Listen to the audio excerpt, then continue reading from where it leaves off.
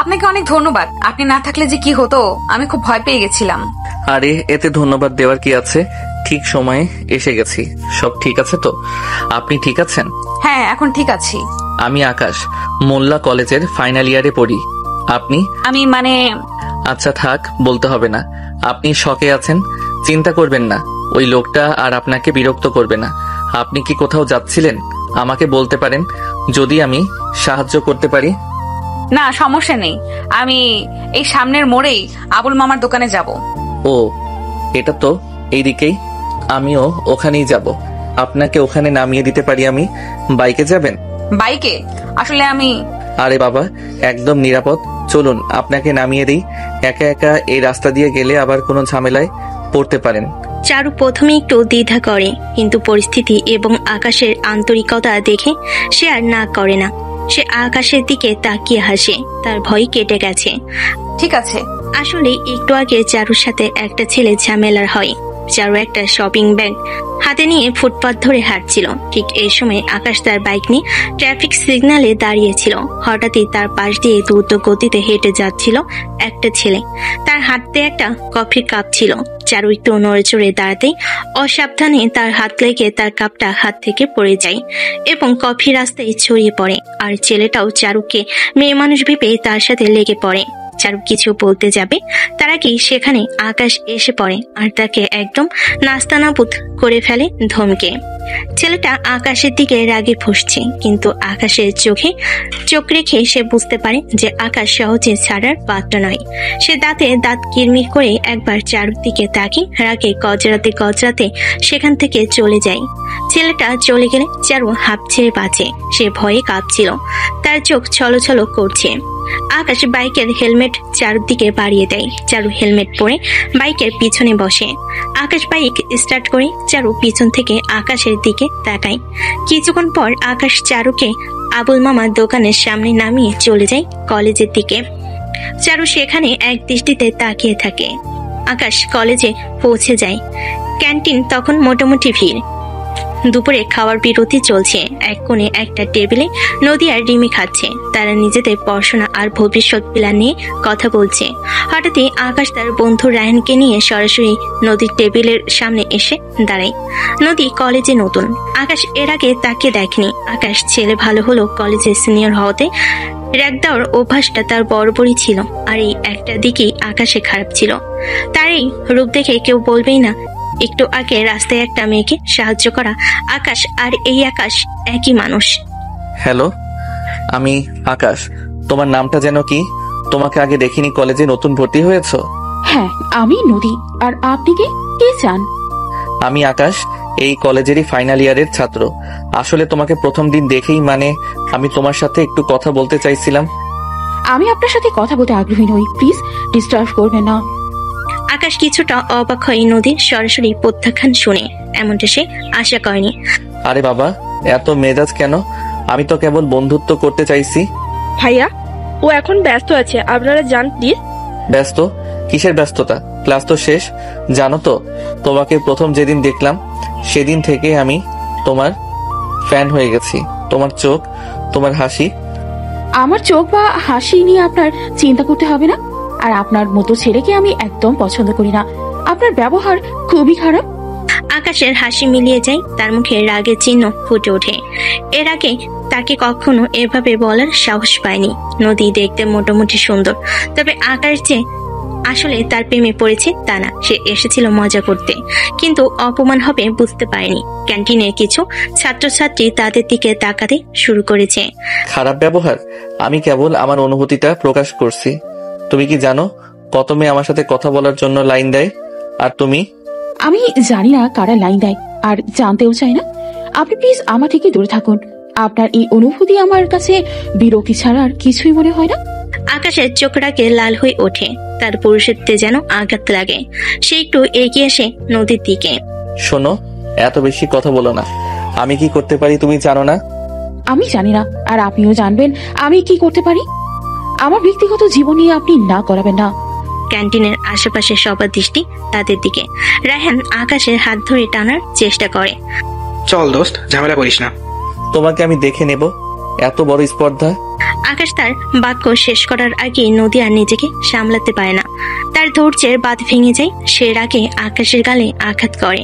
ঠাস করে একটা জোরালো শব্দ হয়। ক্যান্টিনে মুহূর্তে যেন পিনপতন নীরবতা নেমে আসে। সবাই হতবাক হয়ে তাদের দিকে তাকিয়ে থাকে। আকাশের গালে নদীর হাতের ছাপ স্পষ্ট হয়ে ওঠে। কি, তুই আমাকে চর মারলি? তোর এত বড় সাহস? আকাশের চোখ দুটো রাগে লাল হয়ে ওঠে। সে ফুঁসছে, তার পুরো শরীর কাঁপছে। সে নদী থেকে এক পা এগিয়ে আসে, যেন পাল্টা আঘাত করতে চাইছে। হ্যাঁ মেরেছি, আরো মারবো। তুমি আর এক মুহূর্ত আমার সামনে থাকবে না। বের হয়ে যাও আমার সামনে থেকে। আকাশ থমকে দাঁড়ায়। কোনো মেয়ের এমন রূপ সে আগে দেখেনি। তার রাগের সাথে বিস্ময় দেখা যায় মুখে। সে নদীর দিকে হিংস্র দৃষ্টিতে তাকিয়ে থাকে। ক্যান্টিনের উত্তেজনা চরমে পৌঁছায়। রিমি ভয় পেয়ে নদীর হাত চেপে ধরে। চল আকাশ, চল বলছি। আকাশ তাতে দাঁত চেপে নদীকে দেখায় এবং রাগে ফুঁসতে ফুঁসতে রাহেনের সাথে ক্যান্টিন থেকে বেরিয়ে যায়। নদী তখনও কাঁপছে। তার চোখে জল ভরে এসেছে, কিন্তু রাগে শরীর ফেটে যাচ্ছে। ক্যান্টিনের ভেতরে সবাই ফিস ফিস করে কথা বলতে শুরু করে। সন্ধ্যা হয়। নদী কলেজ থেকে ফিরে সোফায় হেলান দিয়ে বসে আছে।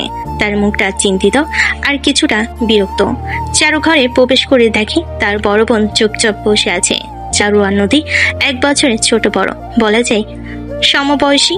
তবে নদী যেখানে পড়ে চারু সেখানে পড়ে না, তাই কেউই জানে না তার যে বোন। চারু তার পাশেই বসে। কি ব্যাপার আপু, আজ কলেজে কিছু হয়েছে নাকি? মুখটা এমন গোমড়া করে রেখেছিস কেন? আর বলিস না, আজ একটা অসভ্য ছেলের পাল্লায় পড়েছিলাম। মেজাজটা খিচড়ে আছে। কোন ছেলে? কে বিরক্ত করছে তোকে? আর বলিস না, আকাশ নামের একটা ছেলে। সেদিন তোকে বলেছিলাম না, একটা ছেলে কলেজে ছাত্রছাত্রীদের র্যাক দেয়, সেই যে নিজেকে কলেজের ফাইনাল ইয়ারের ছাত্র পরিচয় দেয়। ওর জন্য আজ ক্যান্টিনে কি একটা বিশ্রী অবস্থা হলো। আকাশ মানে সেই আকাশ? হ্যাঁ, সেই আকাশ। আর কতজন আকাশ আছে কলেজে? ছেলেটা একটা চূড়ান্ত বেয়াদব। কথায় কথায় শুধু বিরক্ত করে। আজ তো আরো জঘন্য কথা বলেছিল। শেষে বাধ্য হয়ে একটা চর মেরেছি। নদী যখন উত্তেজিত হয়ে কথাগুলো বলছিল, চারুর মুখটা তখন ধীরে ধীরে ফ্যাকাশে হয়ে যাচ্ছিল। তার মনে পড়েছে কয়েকদিন আগের রাস্তার ঘটনা। সে বুঝতে পারছে তার জীবন বাঁচানো সেই ছেলেটা আর নদীর এই বিরক্তিকর ছেলেটা একই ব্যক্তি। কারণ আকাশ বলেছিল সে মোল্লা কলেজের, আর তার বোন নদীও সেই কলেজে পড়ে। তার মানে এইটা সেই আকাশই। তুই ওকে চর মেরেছিস? হ্যাঁ, ওর মতো অসভ্যকে তো চরই মারা উচিত। আমি তোকে বলেছিলাম না যে ছেলেটা কি রকম, নিজেকে কিভাবে কে জানে। আমার পিছু লাগা আর অসভ্যতা করা আমাকে বলেছিল। সে নাকি আমাকে প্রথম দেখে পছন্দ করেছে, আর আমার চোখ নাকি সুন্দর। কি ফালতু কথা। নদীর কথা শুনে চারু চুপ হয়ে যায়। সে সকালে ঘটে যাওয়া তার নিজের জীবনে সেই ঘটনার কথা ভাবছে, যেখানে আকাশ তাকে উদ্ধার করেছিল। একজন তাকে জীবন বাঁচাচ্ছে আর অন্যজন তাকে ঘৃণা করছে। একই মানুষ, দুটো ভিন্ন রূপে। চারুর মুখে দুষ্টু হাসি ফুটে ওঠে। ও, তাহলে তো তুইও বলতে পারতি ও লাভ ইউ টু। এই কি বলছিস এসব? তুই জানিস না ছেলেটা কি বেয়াদব? লাভ ইউ কেন? ওর নাম করে গালি দিলেও মানায় না। কখনো বলতাম না। ওকে দেখতেই আমার মেজাজ খারাপ হয়ে যায়। এরকম অসভ্য ছেলেকে ভালোবাসার কথা? ইস, অসম্ভব। আমার থেকে 1 হাত দূরে থাকলেই আমি খুশি। চারু এবার হাসতে শুরু করে। নদী অবাক হয়ে চারুর দিকে তাকায়। চারু হাসতে হাসতে প্রায় লুটিয়ে পড়েছে। কি হলো তোর? হাসছিস কেন এভাবে? আমি এত সিরিয়াস কথা বলছি আর তুই হাসছিস? না মানে ভাবছিলাম। কি ভাবছিলি? না কিছু না, শুধু ভাবছিলাম তুই যাতে এত বেয়াদব বলছিস আর যে ছেলেটার গায়ে তুই হাত তুলছিস সেই আমাকে আজ বাঁচিয়েছিল এক বখাটের হাত থেকে। মানে এক মানুষ কিন্তু 2 রূপ। কি অদ্ভুত না? নদীর চোখ দুটো বড় বড় হয়ে যায়। তার মুখটা ধীরে ধীরে বিস্ময়ে ভরে ওঠে। সে চারুদিকে তাকিয়ে থাকে, বিশ্বাস করতে পারছে না। কি বলছিস তুই? কে বাঁচিয়েছিল? আকাশ? তুই ওকে চিনিস? কিভাবে বুঝলি সেই ছেলেটা? হ্যাঁ আপু, সেই আকাশ। রাস্তায় যখন একজন বাজে লোক আমাকে বিরক্ত করছিল, সেই আমাকে উদ্ধার করেছিল। আমাকে বাড়ি পর্যন্ত বাইকে করে পৌঁছে দিয়ে গেছে। নাম বলেছিল আকাশ। তোর কলেজেরই ফাইনাল ইয়ার। তাহলে তো সেই, তাই না? হ্যাঁ সেই তো, কিন্তু তোর কাছে সে বেয়াদব, কিন্তু আমার কাছে সে একজন হিরো। নদী হতবাক হয়ে চারুর দিকে তাকিয়ে থাকে। তার রাগের জায়গায় এখন এক মিশ্র অনুভূতি, যেখানে রাগ, বিস্ময় আর কিছুটা বিব্রতবোধ কাজ করছে। সে ভাবতে শুরু করে, সত্যি কি সে ভুল করেছে? সত্যি কি সে ভুল বুঝেছে আকাশকে, নাকি আকাশে দুটো রূপ? সে কি বলবে বুঝতে পারে না। যাই হোক, সে তোকে বখাটের হাত থেকে বাঁচিয়ে নিজেই আমার সাথে বখাটেগিরি করলো। এবার কেমন হিরো! তাও ঠিক, কথায় যুক্তি আছে। আজব চারু, তুই হাসছিস? না মানে আমাকে তো এইভাবে কেউ প্রপোজ করলে রাজি হতাম, তুই হলি না কেন সেটাই ভাবছি।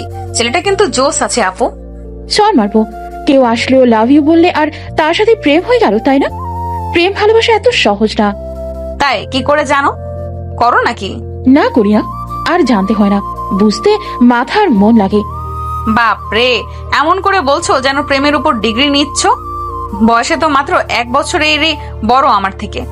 হয়েছে, যে কদিন হোক বড় তো, আর পাকনামি করতে হবে না। যা তোর কাজে যা, আমাকে পড়তে দে। জো হুকুম মহারানী। চারু হাসতে হাসতে চলে যায়। নদী পেন্সিল মুখে আকাশকে নিয়ে ভাবতে থাকে। পরের দিন খাবার টেবিলে নদী আর চারু চুপচাপ বসে আছে। নদীর মুখে গত রাতের ঘটনার রেশ স্পষ্ট। সে কিছুটা চিন্তিত এবং অন্যমনস্ক। চারু তার দিকে তাকিয়ে হাসছে। কি আপু, মুখটা এমন শুকনো শুকনো কেন? কালকের কথা ভাবছিস নাকি? আর বলিস না, সারা রাত ঘুম হয়নি। ছেলেটা কি সত্যি আমাকে এতটা পছন্দ করে? কিন্তু ও যেভাবে বিরক্ত করে আর আমি ওকে সর মারলাম, ভাবতেই খারাপ লাগছে। আহা, এত ভাবিস না।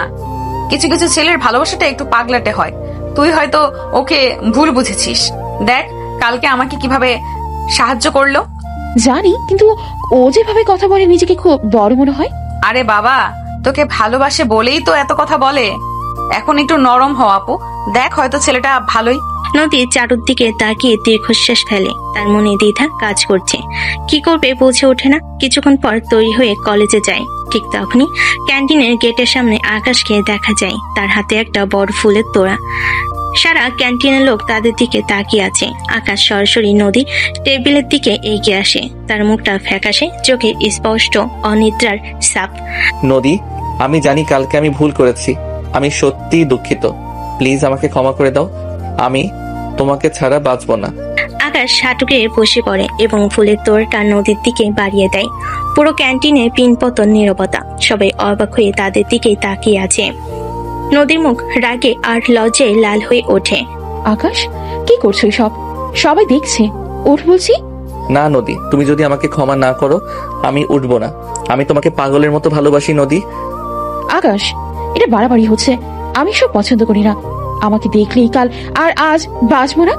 ন্যাকামি করো না, ওঠো বলছি। আর কখনো আমাকে বিরক্ত করো না। আকাশের চোখ ছলছল করে ওঠে। সে হতাশ হয়ে উঠে দাঁড়ায়। তার মুখটা মুহূর্তেই ফ্যাকাশে হয়ে যায়।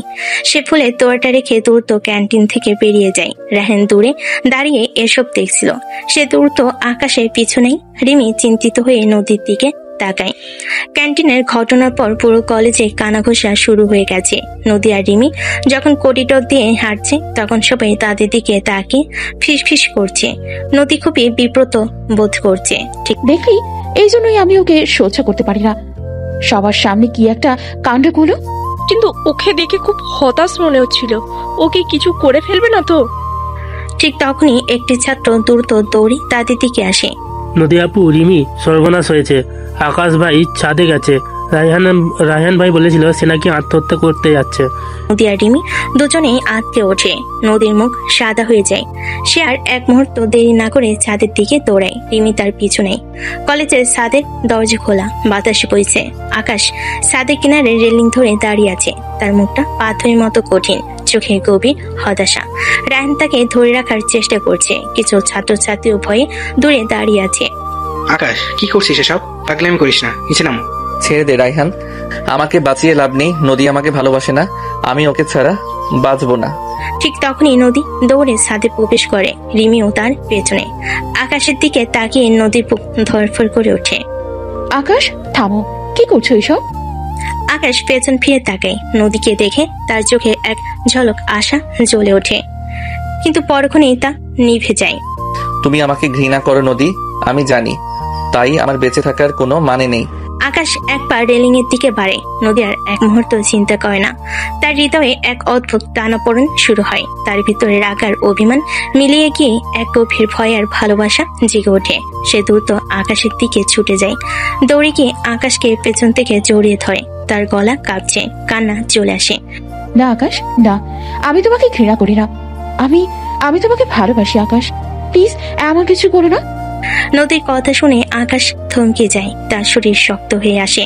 সে ধীরে ধীরে নদীর দিকে ঘোরে, তার চোখে অবিশ্বাস। রায়হান আর অন্যরা হতবাক। কি বললে তুমি? তুমি তুমি আমাকে ভালোবাসো? হ্যাঁ আকাশ, ভালোবাসি। আমি জানি তুমি একটু অদ্ভুত, কিন্তু তুমি আজকে ভালোবাসো, সেটা আমি বুঝতে পারছি। আমি তোমার পাগলামিতে রাখলেও তোমাকে হারানোর ভয়টা তার চেয়ে বেশি। প্লিজ নিচে নামো। আকাশে চোখ দিয়ে জল গড়িয়ে পড়ে। সে ধীরে ধীরে রেলিং থেকে সরে আসে এবং নদীর দিকে পুরোপুরি ঘোরে। তার চোখে এখন আশার আনন্দ। রিমি আর রায়হান স্বস্তির নিঃশ্বাস ফেলে। চারপাশে দাঁড়িয়ে থাকা ছাত্রছাত্রীরাও যেন হাঁপ ছেড়ে ভাসে। নদী, আমি আমি বিশ্বাস করতে পারছি না। বিশ্বাস করো, এবার সব ঠিক হয়ে যাবে। সবাই স্বস্তিতে নিঃশ্বাস ফেলে। রায়হান এগিয়ে এসে আকাশের কাঁধে হাত রাখে। রিমিও হাসি মুখে তাদের দিকে তাকিয়ে থাকে। ছাদের উপর থেকে যেন এক ভারী মেঘ সরে যায়। সূর্যের আলো যেন আরো উজ্জ্বল হয়ে ওঠে। সেদিন সন্ধ্যাবেলায় চারু সোফায় বসে বই পড়ছিল। নদী ঘরে প্রবেশ করে। তার মুখে অনাবিল হাসি। সে যেন মেঘমুক্ত আকাশ, তার চোখে মুখে আনন্দের ঝলক। কি ব্যাপার আপু, আজ এত খুশি কেন? কি হয়েছে? উফ, কিছু না। কিছু তো একটা হয়েছে, তোর মুখ দেখে বোঝা যাচ্ছে। নিশ্চয়ই সেই আকাশের সাথে কিছু একটা। এই একদম বাজে কথা বলবি না। আমি তো কিছু বলিনি, কিন্তু তোর হাসি তো সব বলে দিচ্ছে। সত্যি করে বল না আপু, কি হয়েছে? নদী হাসে, কিন্তু কিছুতেই মুখে ফোটে না। সে শুধু চারুকে ধাক্কা দিয়ে পাশ কাটিয়ে নিজের ঘরে চলে যায়। চারু তার যাওয়ার দিকে তাকিয়ে হাসে। তার মনে হয় সব ঠিক হয়ে গেছে। পরদিন কলেজের করিডোরে বেশ জমজমাট। ছাত্রছাত্রীরা ক্লাস শুরুর আগেই আড্ডা দিচ্ছে। হঠাৎ আকাশ তার বন্ধু রায়হানকে নিয়ে করিডোরে মাঝামাঝি এসে দাঁড়ায়। আকাশকে দেখে সবাই অবাক হয়। তার চোখে মুখে দৃঢ়তা। সে চারপাশে তাকিয়ে নদীকে খোঁজে। নদী তার বন্ধু রিমির সাথে করিডোর ধরে হাঁটছিল। আকাশ নদীকে দেখতে পেয়ে তার দিকে এগিয়ে যায়। নদী, আমি তোমাকে বিয়ে করতে চাই, আজই, এক্ষুনি। নদী হতবাক হয়ে যায়, তার চোখে বিস্ময়। রিমিও তার পাশে থাকা অন্য ছাত্রছাত্রীরাও চমকে ওঠে। আকাশ, কি বলছো এসব? পাগলামি করো না, সবাই দেখছে। আমি কোনো পাগলামি করছি না নদী, আমি তোমাকে ভালোবাসি আর তোমাকে এক্ষুনি আমার করে নিতে চাই। কিন্তু আমার মা বাবা, এটা কিভাবে সম্ভব? তারা কিছুতেই মানবেন না। তোমাকে রাজি হতেই হবে নদী, আমি আর অপেক্ষা করতে পারবো না। তুমি আমাকে ভালোবাসো, তাই না? নদীর চোখে জল এসে যায়। একদিকে সমাজের ভয়, অন্যদিকে আকাশের চাপ। সে কিং কর্তব্য বিমূঢ় হয়ে পড়ে। কি করবে বুঝে না, আর কল্পনাই করতে পারে না আকাশ এখনই এসব চিন্তা ভাবনা করেছে। কিন্তু এভাবে। হ্যাঁ, এভাবেই। এখন তোমার সিদ্ধান্ত। নদী আশেপাশে তাকায়। সবাই তাদের দিকে তাকিয়ে আছে। সে অসহায় বোধ করে। একদিকে আকাশের ভালোবাসা, অন্যদিকে পারিবারিক আর সামাজিক চাপ। ঠিক আছে, আমি রাজি। আকাশের মুখে বিজয়ের হাসি ফোটে। সে আনন্দে নদীকে জড়িয়ে ধরতে যায়। এখানে না। তাহলে চলো। আকাশ দ্রুত কয়েকজন বন্ধুকে সাক্ষী রেখে কাজী অফিসে যায়। সেখানে তারা একটি ছোটখাটো বিয়ের আয়োজন করে। রায়হান ও রিমি অবাক হলো পরিস্থিতির চাপে চুপ থাকে। কিছুক্ষণের মধ্যেই তাদের বিয়ে সম্পূর্ণ হয়। নদী মুখে রুমাল চেপে কাঁদে, তার চোখে আনন্দ ও ভয় মেশানো। আকাশ তাকে সান্ত্বনা দেয়। বিয়ে শেষে আকাশ নদীকে বলে, নদী, চিন্তা করো না, আমি আছি। যাই হোক, আজ বাসায় যাও, আমরা যেভাবে আছি সেভাবে চলতে থাকি। তারপর সময় হলে পরিবারকে জানাবো। তোমার সমস্যা নেই তো? না না, এটাই ভালো হবে। আমিও চাই না আমার বাবা মা জানো, কিন্তু আকাশ, বিয়েটা তো পরিবার নিয়েও আমরা করতে পারতাম, লুকিয়ে কেন? আমি চাই না তোমার বাবা মা বা আমার বাবা মা কোনো কারণে আমাদের আলাদা করে দিক। তারা যদি সম্পর্ক জানে না মানে, তখন আমাদের বিয়ের কথা বলে দিলে ঠিক মানবে। আমি তোমাকে আমার করে নিলাম, এখন আর ভয় নেই। নদী আকাশের ভালোবাসা দেখে তাকে জড়িয়ে ধরে। একটু পর সবাই যে যার বাসায় চলে যায়। রাতে বাসে গিয়ে নদী আনন্দে ঘুমাতে পারে না। চারু বিষয়টা লক্ষ্য করে, কিন্তু কিছু বলে না। পরদিন সকালে কলেজ গেটের সামনে ভিড় লেগে আছে। সবাই ফিসফিস করে কথা বলছে। আকাশ গেটের সামনে গম্ভীর মুখে দাঁড়িয়ে আছে। তার পাশে রায়হান।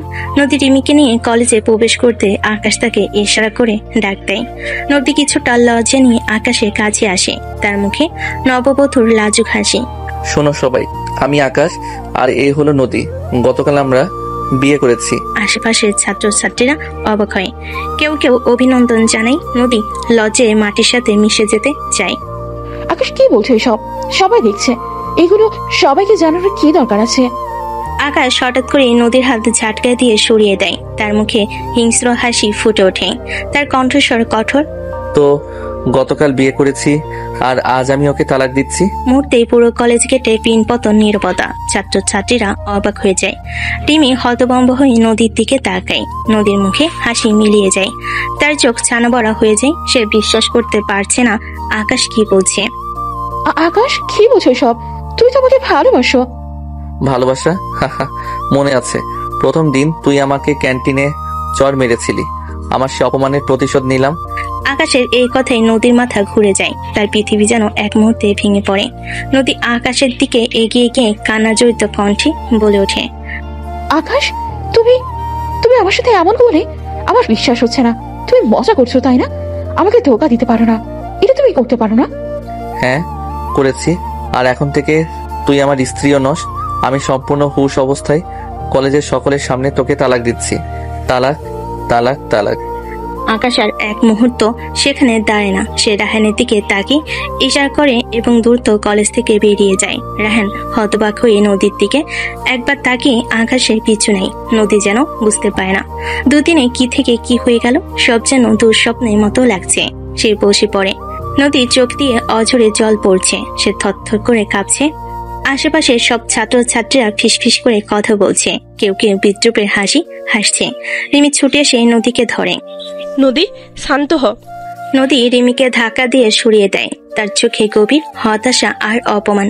না, আমি আর সহ্য করতে পারছি না। নদী পাগলের মতো কলেজ থেকে দৌড়ে বেরিয়ে যায়। রিমি তার পেছনে নদী নদী বলে চিৎকার করে। রাত গভীর। শহরের এক নির্জন প্রান্তে, যেখানে জনমানুষের আনাগোনা নেই। রাস্তার ল্যাম্পপোস্টের আবছা আলোয় একটি সেতু রেলিং দেখা যাচ্ছে। নদী হাঁপাতে হাঁপাতে সেখানে এসে পৌঁছায়।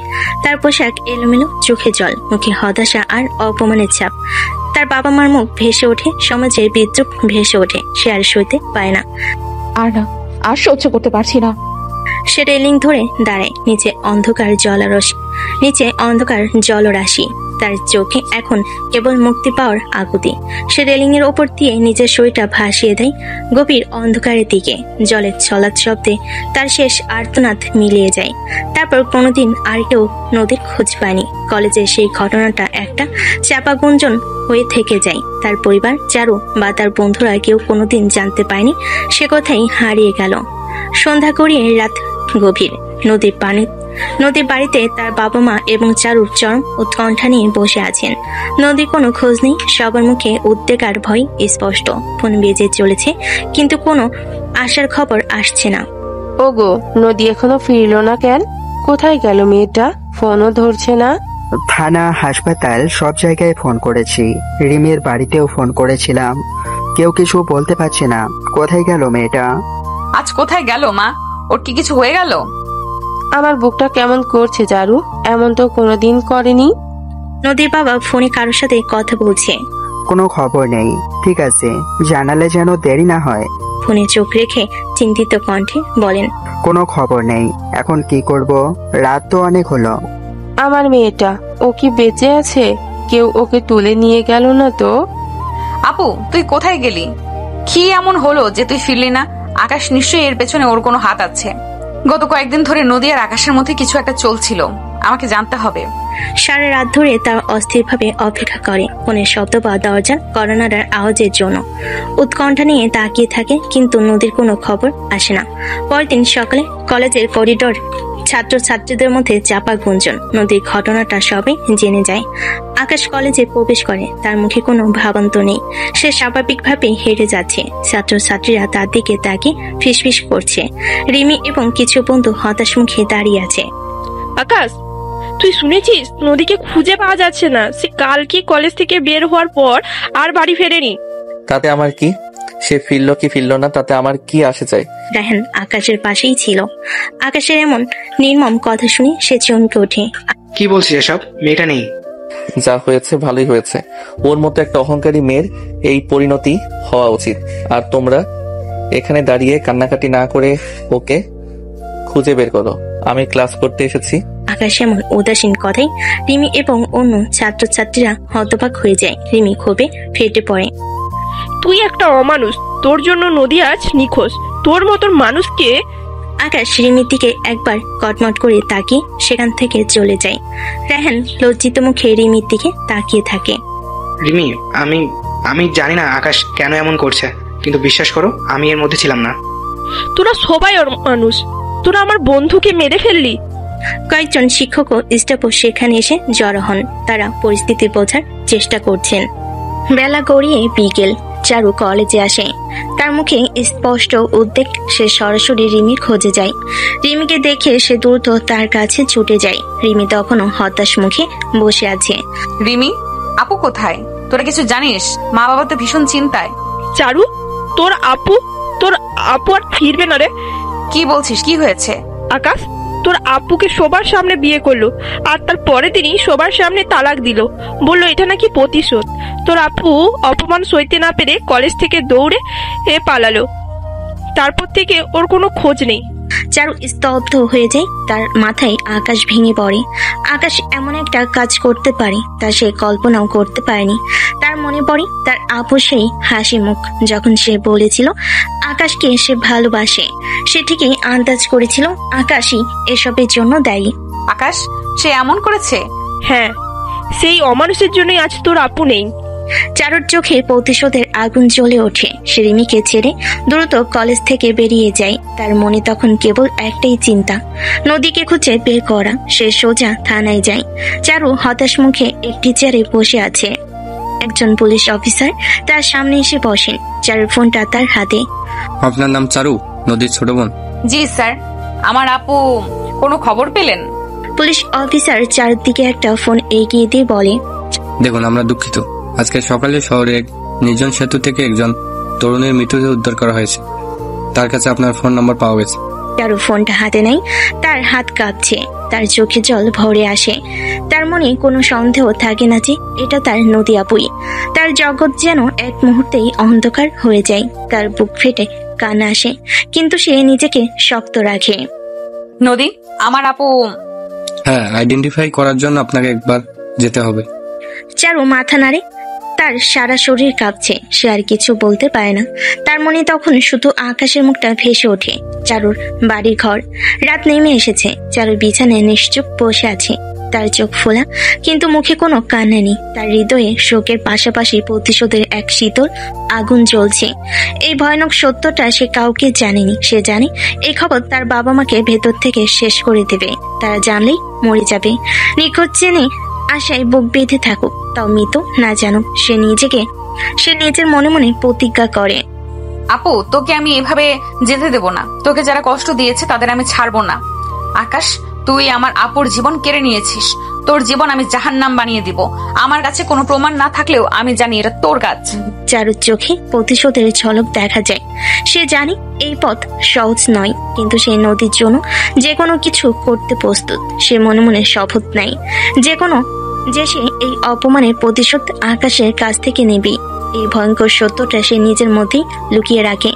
কলেজের করিডোরে ছাত্রছাত্রীদের স্বাভাবিক আনাগোনা। গতদিনের দুর্ঘটনার রেশ এখনো কাটেনি। কিছুটা ফিসফিসানি শোনা যাচ্ছে।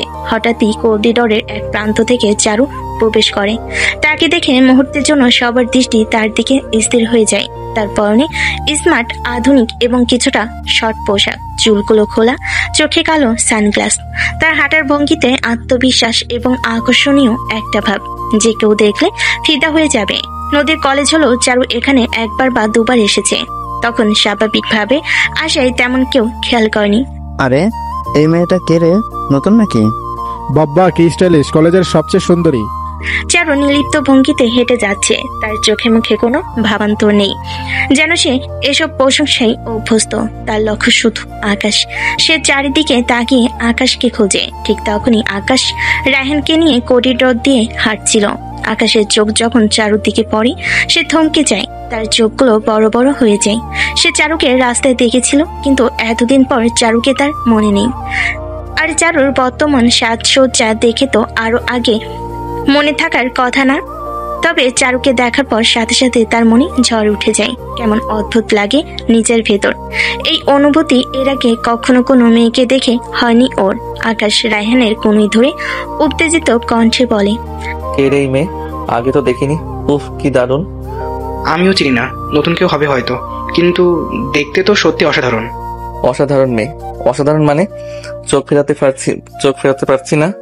একে আমার চাই, দেখবি একে আমি পটাতেই পারবো। চারু তাদের পাশ দিয়ে চলে যায়। সে আকাশের দিকে একবারও তাকায় না।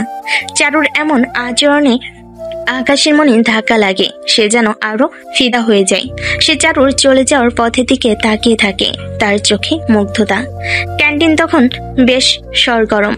চারু একা কোণে একটি টেবিলে বসে আছে, তার পাশে রাখা নতুন বই খাতা, তার ফোনটা হাতে, যেন কারোর অপেক্ষায় আছে।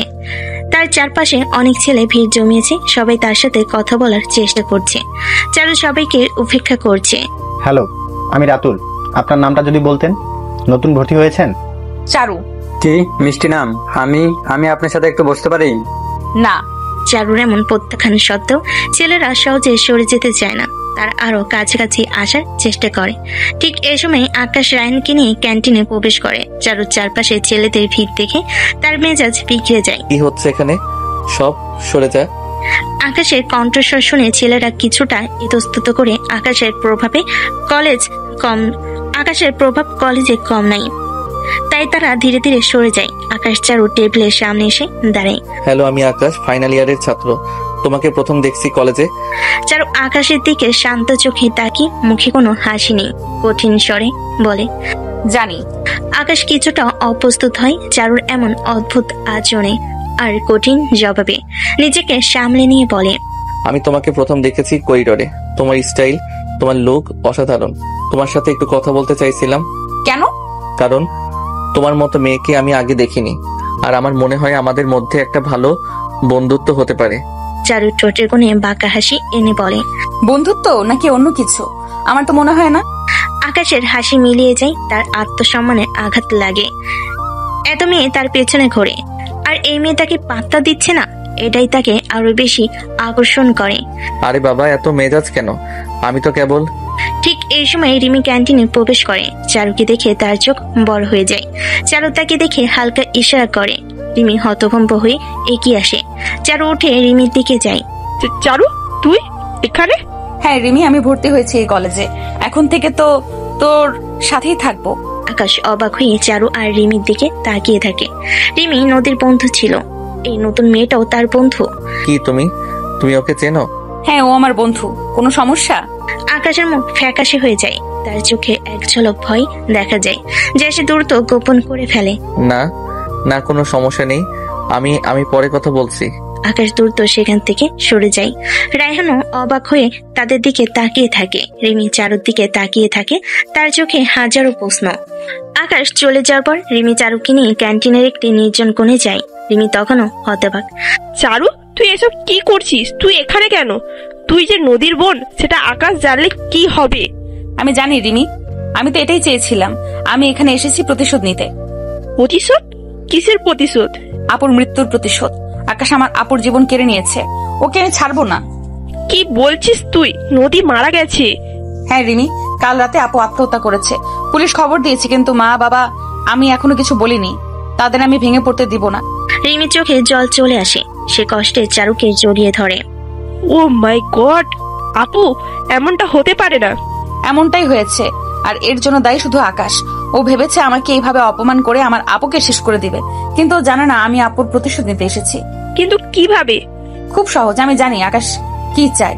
আমি ওকে আমার রূপে পাগল করে দেব। ও আমার প্রেমে এতটাই ডুবে যাবে যে নিজেকে সামলাতে পারবে না। তারপর আমি ওকে এমন একটা আঘাত দেব যা ওর জীবনে চরম সর্বনাশ বয়ে আনবে। ওকে দিয়ে এমন কিছু করাবো যা ওকে শেষ করে দিবে। কিন্তু চারু, এটা খুব বিপজ্জনক হবে। আকাশ খুব চালাক। জানি, কিন্তু আপুর জন্য আমি সব করতে রাজি। তুই শুধু আমার সাথে থাকবি। আমি আকাশকে এমন ভাবে ফাঁসাতে চাই যেন ও কোনোদিন মাথা তুলে দাঁড়াতে না পারে। ও যেমন আমার আপুর জীবন কেড়ে নিয়েছে, আমি ওর জীবনটা নরক বানিয়ে দেব। রিমি চারুর মুখের দিকে তাকিয়ে থাকে। চারুর চোখে যে জেদ আর প্রতিশোধের আগুন, তাতে সে কিছুটা ভয় পায়, কিন্তু নদীর প্রতি তার ভালোবাসাও কম না। সে বুঝতে পারে চারু একা এটা করতে পারবে না। ঠিক আছে চারু, আমি তোর সাথে আছি। তোর আপুর জন্য আমি সব করব। ধন্যবাদ রিমি। এবার দেখবি কেমন করে আমি আকাশের জীবনটা শেষ করে দেই। ও নিজেই আমার জালে ফেসে যাবে। চারুর মুখে এক শীতল হাসি ফুটে ওঠে, তার চোখে এখন কেবল প্রতিশোধের নেশা। সে জানে এই লড়াই তাকে জিততে হবে, নদীর অপমানের প্রতিশোধ নিতে হবে। পরের দিন কলেজের ক্যান্টিন, সকালের নাস্তার বিরতি চলছে। চারু রিমিকে নিয়ে একটা টেবিলে বসে আছে। চারু এত দারুণভাবে সেজে এসেছে যা সবার নজর কাড়ছে। সে স্মার্ট পোশাক পরেছে এবং তার আত্মবিশ্বাসী ভাবের কারণে সবাই তাকে নিয়ে আলোচনা করছে। ছাত্ররা ফিসফিস করে কথা বলছে, অনেকে চারুর দিকে তাকিয়ে আছে। দেখছিস নতুন মেয়েটা কি সুন্দরী, একদম মডেল। আকাশ ভাই তো পুরো পাগল হয়ে গেছে ওর জন্য। এ আর নতুন কি, নদী আপুকে দেখতে একই কাজ করেছিল। আরে ওইটা প্রতিশোধ ছিল, জানিস না? আর ওই মেয়েটার বেলায় ভিন্ন, দেখেই বোঝা যায়। কে জানে বাবা কি হচ্ছে কলেজে, কিছুই বুঝি না। কথা বলতে বলতে আকাশ ক্যান্টিনে প্রবেশ করে। তার হাতে একটি বড় ফুলের তোড়া, তাতে লাল গোলাপ। তার চোখে মুখে এক ধরনের উত্তেজনা। সে সরাসরি চারুর টেবিলের দিকে এগিয়ে যায়। তার পিছনে রায়হান। চারু কেমন আছো? তোমার জন্য। আকাশ ফুলের তোড়াটা চারুর দিকে বাড়িয়ে ধরে। চারু এক পলক তাকিয়ে মুখ ফিরিয়ে নেয়, যেন আকাশকে দেখেনি। চারু ঠান্ডা গলায় রিমির দিকে তাকিয়ে বলে, রিমি, তোর কফি শেষ হলে চল, আমার ক্লাস আছে। আকাশের হাসি মিলিয়ে যায়। প্রথম থেকে মেয়েটা এক প্রকার তাকে নীরব অপমান করছে, তো অপমান সহ্য করেও সে চারুর জন্য পাগলামি করছে, আর চারু তাকে পাত্তা দিচ্ছে না। চারু, আমি তোমার সাথে একটু কথা বলতে চেয়েছিলাম, কালকে তুমি এভাবে চলে গেলে। আমার কোনো কথা নেই, আর আপনার সাথে কথা বলার মতো সময়ও আমার নেই। আকাশ হতাশ হয়, কিন্তু তার জেদ আরো বেড়ে যায়। প্লিজ এমন করো না চারু, তুমি কি আমার উপর রাগ করে আছো? আমি জানি না কেন তুমি আমাকে ইগনোর করছো। আজব, আপনাকে আমি চিনিই না, রাখবো কেন? মাথায় সমস্যা নাকি আপনার? আপনার ব্যক্তিগত সমস্যার কথা আমার শোনার প্রয়োজন নেই, আর আপনি আমার পেছনে ঘুরঘুর না করে নিজের কাজ করুন। আকাশের মুখ ফ্যাকাশে হয়ে যায়। ক্যান্টিনের সবার দৃষ্টি তাদের দিকে। রায়হান অস্বস্তিতে ভোগে। চল দোস্ত, অন্য কথা বলিস। চারু, অন্তত একবার আমার কথাটা শোনো, আমি সত্যি তোমার সাথে বন্ধুত্ব করতে চাই। আপনার মতো ছেলের সাথে বন্ধুত্ব আমার রুচিতে বাধে। চারুর কথাই আকাশ যেন আকাশ থেকে পড়ে। সে হতবাক হয়ে ফুলের তোড়টা হাতে নিয়ে দাঁড়িয়ে থাকে। চারু রিমির দিকে ইশারা করে উঠে দাঁড়ায়। চল রিমি। চারু ক্যান্টিন থেকে বেরিয়ে যায়। রিমি আকাশের দিকে একবার করুণ দৃষ্টিতে তাকিয়ে চারুর পিছু পিছু নেয়। আকাশ ফুলের তোড়া হাতে নিয়ে সেখানেই দাঁড়িয়ে থাকে, হতবাক এবং হতাশ। দুপুরের বিরতি। কলেজের করিডোরে তখন শিক্ষার্থীদের ভিড়ে সমাগম করছে। চারু তার বন্ধুদের সাথে হাসি ঠাট্টা করতে করতে হাঁটছে। তার হাসি যেন সবার নজর কাড়ছে। আকাশ আগে থেকে করিডোরে চারুর জন্য অপেক্ষা করছিল। তার হাতে এবার একটি ছোট্ট গিফটের প্যাকেট, হয়তো কোনো দামি পারফিউম বা গহনা। আকাশ চারুকে দেখতে পেয়ে দ্রুত তার দিকে এগিয়ে যায়। চারু প্লিজ দাঁড়াও। চারু তার বন্ধুদের সাথে কথা বলতে বলতে আকাশকে পাশ কাটিয়ে যায়, যেন শুনতেই পায়নি। চারু, আমি তোমার জন্য কিছু এনেছি। চারু এবার থমকে দাঁড়ায়। তার বন্ধুরা উৎসুক চোখে তাকায়। চারু ধীরে ধীরে আকাশের দিকে ঘোরে। তার চোখে কোনো আবেগ নেই। কি চান আপনি? এটা তোমার জন্য, প্লিজ নাও। আমি জানি তুমি হয়তো আমার উপর বিরক্ত, কিন্তু আপনার জিনিস আমার দরকার নেই। আমি কোনো ভিক্ষা চাই না। আকাশের হাত থেকে গিফটের প্যাকেটটা প্রায় পড়েই যাচ্ছিল। তার মুখ লাল হয়ে ওঠে। তার আত্মসম্মানে এতবার আঘাত পাওয়ার পরেও সে ফুঁসছে না। তার আত্মসম্মানে এতবার আঘাত পাওয়ায় সে রাগে ফুঁসছে, কিন্তু চারুর প্রতি তার আকর্ষণ তাকে থামিয়ে রেখেছে। চারু, কেন এমন করছো? তুমি কেন আমাকে পছন্দ করছো না? আমি তো তোমার জন্য সব করতে রাজি। সব? আপনি সব করতে রাজি? আপনি কি জানেন আমার কি দরকার? আপনার মতো একটা স্বার্থপর অহংকারী মানুষের আমার জীবনে কোনো প্রয়োজন নেই। চারুর কথায় আকাশ আরো বেশি আহত হয়। সে তার চোখে জল এসে যায়, কিন্তু সে নিজেকে সামলে নেয়। আমি স্বার্থপর নই চারু, আমি তোমাকে ভালোবাসি। ভালোবাসা? আপনার মতো মানুষের ভালোবাসা? আমার হাসি পায়। আপনি এখন যান, আমার আর কোনো কথা নেই। বুঝি না তুমি এসব কেন বলো। কি সমস্যা চারু? চারু ঘুরে দাঁড়ায় এবং বন্ধুদের সাথে হেঁটে চলে যায়। আকাশ হতভম্ব হয়ে সেখানেই দাঁড়িয়ে থাকে। তার হাতে গিফটের প্যাকেটটা, যা এখন তার কাছে বোঝা মনে হচ্ছে। রায়হান দূর থেকে সবকিছু দেখছিল। সে এগিয়ে আসে। দোস্ত বাদ দে, মেয়েটা কঠিন। ওর রাগ আমি ভাঙাবই। ও জানে না আমি কি করতে পারি, ওকে আমার কাছে আনতেই হবে। ক্লাস শেষ হয়েছে। চারু তার বইপত্র গুছিয়ে ব্যাগে নিচ্ছে। রিমি তার পাশে দাঁড়িয়ে আছে। অন্য ছাত্রছাত্রীরা ক্লাসরুম থেকে বেরিয়ে যাচ্ছে। হঠাৎ আকাশ ক্লাসরুমে দরজার সামনে এসে দাঁড়ায়। তার হাতে একটি গিটার। সে খুব আবেগপ্রবণ সুরে একটি রোমান্টিক গান গাইতে শুরু করে। তার কণ্ঠস্বর সারা ক্লাসরুমে ছড়িয়ে পড়ে। ছাত্রছাত্রীরা অবাক হয়ে তাদের দিকে তাকায়। আকাশ গান গাইতে গাইতে চারুর দিকে এগিয়ে আসে। তার চোখে গভীর আবেগ। আধারে তুমি আলো হয়ে এলে, আমার জীবন রাঙিয়ে দিলে। ভালোবাসি শুধু তোমাকে, তুমি ছাড়া আর কিছু চাই না যে। চারু আকাশের দিকে তাকায়, তার মুখে কোনো পরিবর্তন নেই। গান শেষ হলে আকাশ চারুর দিকে গিটারটা নিয়ে এগিয়ে আসে। চারু, এই গানটা তোমার জন্য। আমি জানি তুমি কতটা অভিমানী, কিন্তু বিশ্বাস করো, আমি তোমাকে ছাড়া থাকতে পারবো না। প্লিজ একটা সুযোগ দাও। চারুর চোখে মুখে একরাশ বিরক্তি ফুটে ওঠে। রিমি তার দিকে তাকিয়ে থাকে। আপনি কি আমার ক্লাসমেটদের বিরক্ত করতে এসেছেন? আপনার এই পাগলামি বন্ধ করুন। আমি আপনাকে বারবার বলেছি, আপনার প্রতি আমার কোনো অনুভূতি নেই। আপনার এই আদিক্ষেতা আমার ভালো লাগছে না। কিন্তু চারু, আর যদি কোনোদিন আমার সামনে এমন পাগলামি করেন, তাহলে আমি প্রিন্সিপালের কাছে অভিযোগ করব। আকাশের মুখটা কালো হয়ে যায়, তার চোখে অবিশ্বাস আর অপমান স্পষ্ট। সে দ্রুত গিটারটা নামিয়ে রাখে এবং কিছু না বলে ক্লাসরুম থেকে বেরিয়ে যায়। ছাত্রছাত্রীরা অবাক হয়ে তাদের দিকে তাকিয়ে থাকে। রিমি চারুর দিকে ফিসফিস করে বলে, তুই তোকে পুরো শেষ করে দিলি। এটাই তো আমি চাই। ও যত কষ্ট পাবে ততই আমার আপুর আত্মা শান্তি পাবে। প্রতিশোধের প্রথম ধাপ সবে শুরু হলো, ওকে আরো কাটাতে হবে। চারুর চোখে প্রতিশোধের আগুন জ্বলছে। সে জানে এই খেলা কঠিন হবে, কিন্তু সে প্রস্তুত। কিছুদিন পর ক্যান্টিন তখন বেশ সরগরম। চারু রিমিকে নিয়ে একটি টেবিলে বসে আছে। চারু রূপ আর স্মার্টনেসের প্রশংসা সবার মুখে মুখে। ছেলেরা এখনো তার চারপাশে ঘুরঘুর করার চেষ্টা করে, কিন্তু চারু তাদের পাত্তা দেয় না। আকাশ ক্যান্টিনে প্রবেশ করে। তার চোখে মুখে গত কয়েকদিনের অনিদ্রা স্পষ্ট। সে চারুর জন্য নতুন নতুন পাগলামি করে চলেছে, কখনো গানের মাধ্যমে, কখনো কবিতা লিখে, আবার কখনো ক্যান্টিনে খাবার বয়কট করে। কিন্তু চারু তাকে কোনো গুরুত্বই দিচ্ছে না। আকাশ চারুর টেবিলের সামনে দাঁড়িয়ে, হাতে আঁকা চারুর স্কেচ। চারু প্লিজ, আজ অন্তত আমার সাথে একটু কথা বলো। আমি তোমার জন্য এই স্কেচটা এঁকেছি। গত 3 রাত ধরে ঘুমাইনি। এক পলক স্কেচটার দিকে তাকিয়ে মুখ ঘুরিয়ে নেয়। রিমি আর চোখে আকাশকে দেখে। আপনার আঁকার প্রতিভা নিয়ে আমার কোনো আগ্রহ নেই, আপনি এখন যান। চারু, কেন এমন করছো? তুমি কি আমার একটা সুযোগ দেবে না? আমি তোমার জন্য সব ছেড়ে দিতে পারি। সব? আপনি সত্যি সব করতে রাজি? হ্যাঁ চারু, তুমি যা বলবে আমি তাই করব। তাহলে শোনো, আমার একটাই শর্ত।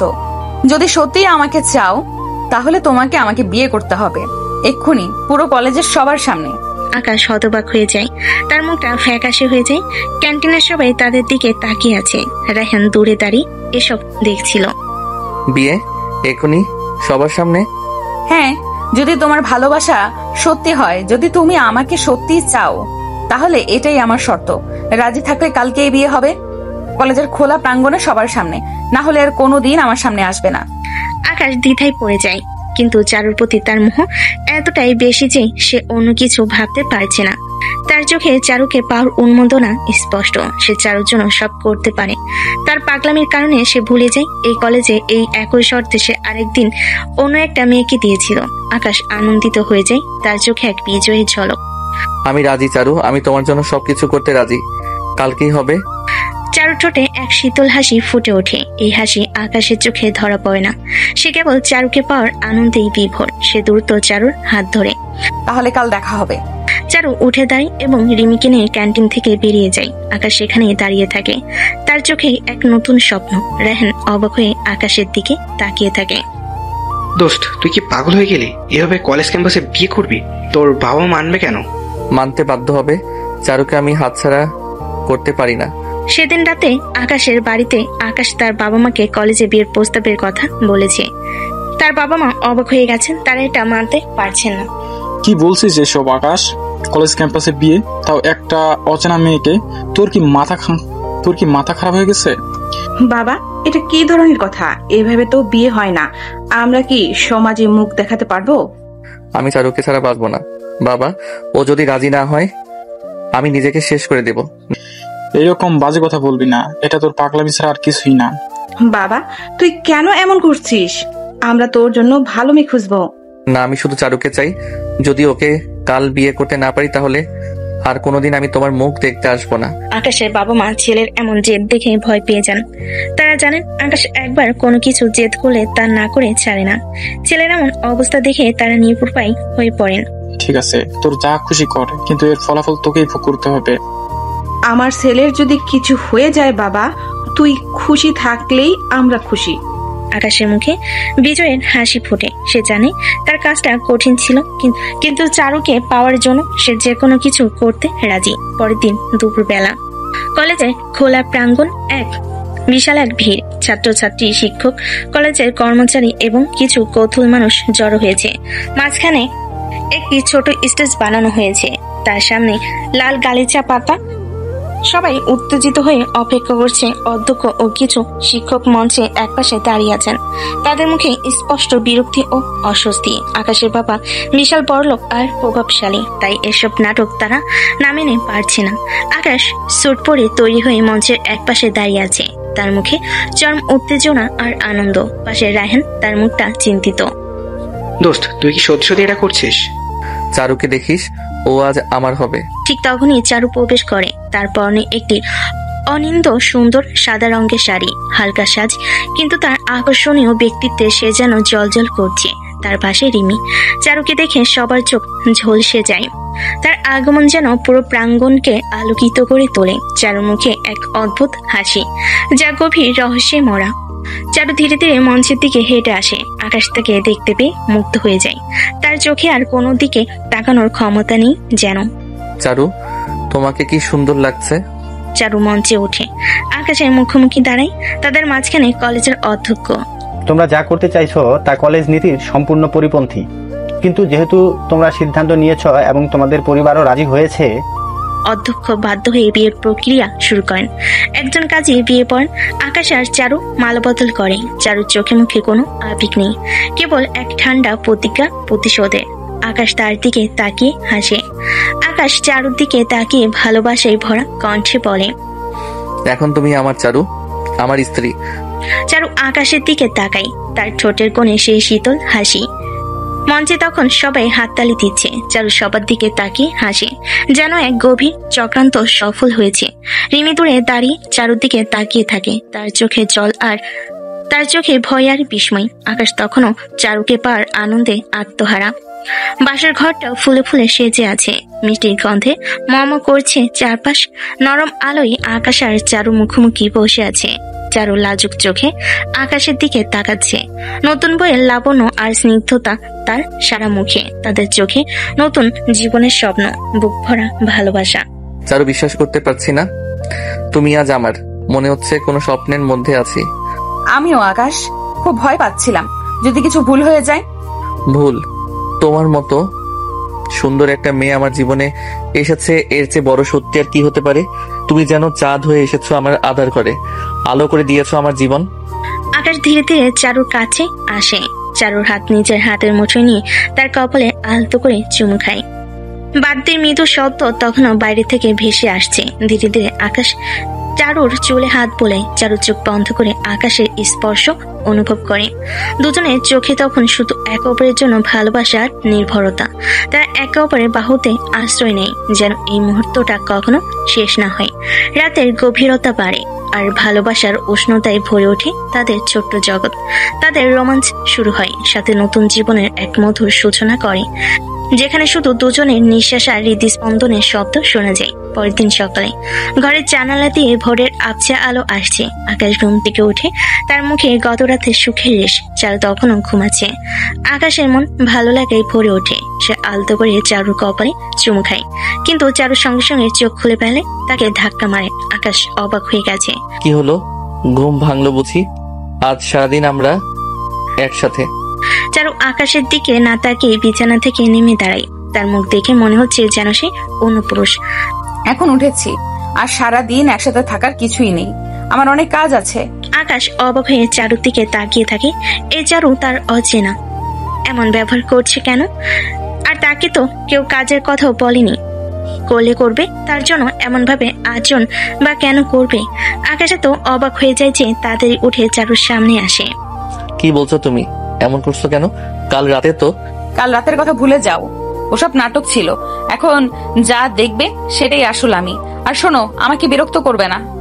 চারু দ্রুত পায়ে ঘর থেকে বেরিয়ে যায়। আকাশ হতভম্ব হয়ে দাঁড়িয়ে থাকে। তার কাছে মনে হচ্ছে সে যেন কোনো দুঃস্বপ্ন দেখছে। সে বিছানায় বসে পড়ে, নিজেকে চিমটি কেটে নিশ্চিত হতে চায় সে জগতে আছে কিনা, সে জেগে আছে কিনা। কিছুক্ষণ পর ড্রয়িং রুমে সকালের জলখাবারের টেবিলে আকাশের বাবা মা চিন্তিত মুখে বসে আছেন। চারু এসে কোনো রকম কোনো কথা বা ভদ্রতা না দেখি একটা চেয়ার টেনে বসে পড়ে, মোবাইল ঘাঁটতে শুরু করে। আরে বৌমা, ওঠো। কাল রাতে নিশ্চয়ই খুব ক্লান্ত হয়েছো, বিশ্রাম নিতে পারতে। তোমার জন্য পছন্দের আলু পরোটা বানিয়েছি। চারু মোবাইল থেকে চোখ না তুলে এক তীব্র বিরক্তি নিয়ে বলে, আমার খাবার আমিই বানাতে পারবো। আরে না, তুমি নতুন, সবে এসেছো, বিশ্রাম করো, আমি তো আসি। বিশ্রাম নেওয়ার জন্য আমি আসিনি, আমি এখানে কাজ করতে এসেছি। আর এসব তেল মারা কথা আমাকে বলবেন না। আমি নিজের খাবার নিজেই নিতে পারি। আর পরোটা নয়, আমার স্যান্ডউইচ চাই। আকাশের বাবা মা দুজনেই চমকে ওঠেন। আকাশের মায়ের মুখ ফ্যাকাশে হয়ে যায়। আকাশ তখন ঘরে প্রবেশ করে। চারুর এমন আচরণ দেখে সে আকাশ থেকে পড়ে।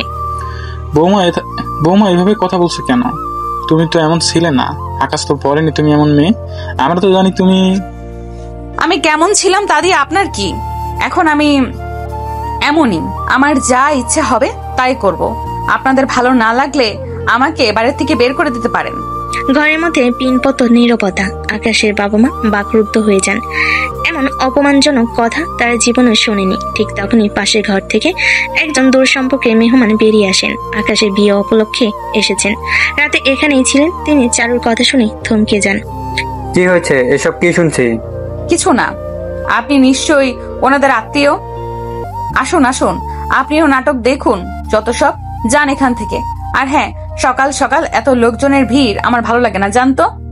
আকাশের মাথা লজ্জায় নিচু হয়ে যায়। সে চারুর কাছে আসে, তার হাত ধরে ফিস ফিস করে বলে, চারু এসব কি বলছো তুমি? সবার সামনে আমাকে এভাবে অপমান করছো কেন? কি হয়েছে তোমার? নতুন বউ হয়ে এমন করে কেউ? চারু আকাশের হাত ঝাটকা মেরে সরিয়ে দিয়ে কঠোর স্বরে বলে, ভালো লাগছে না তাই করছি। বেশি কথা বললে তালাক দিয়ে দেব। আর তুমি যদি ভাবো আমি তোমাকে ভালোবাসি তবে ভুল করছো। আমি তোমাকে কখনো ভালোবাসিনি। এই বিয়েটা একটা চুক্তি ছাড়া কিছু নয়।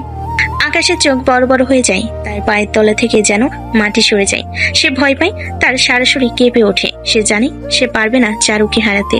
সে চারুকে এতটাই ভালোবাসে যে এই অপমানের পরও সে চুপ হয়ে যায়। তার মুখে কোনো কথা নেই, শুধু একরাশ হতাশার ভয়। সে বুঝতে পারে তার ভালোবাসাই এখন তার সবচেয়ে বড় দুর্বলতা।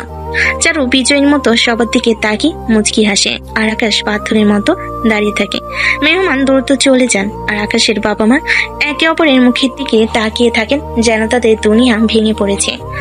পরে কয়েকদিন ধরে চারুর এই আচরণ আরো খারাপ হতে থাকে। সে বাড়ির কোনো কাজ করে না, ঘরের বউ হয়েও বাইরের লোকের মতো আচরণ করে।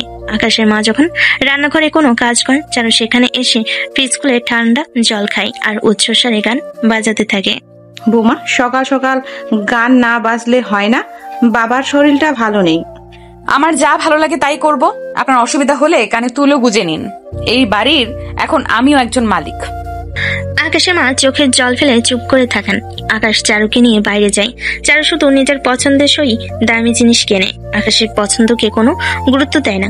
এমনকি আকাশ যখন তার বাবা মায়ের জন্য কিছু কিনতে চায় তখন সে খারাপ ব্যবহার করে। চারু, মা বাবার জন্য কিছু দেখবে, তারা তো তোমাকে এত ভালোবাসে। তাদের জন্য কেনাকাটার দায়িত্ব আমার নয়, আমি আমার জন্য এসেছি।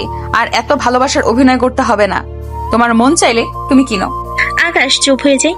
একদিন আকাশের দূর সম্পর্কের কিছু আত্মীয় বাড়িতে আসে। চারু তাদের সাথে এমন ভাবে কথা বলে যেন তারা বাড়ির ভিক্ষুক।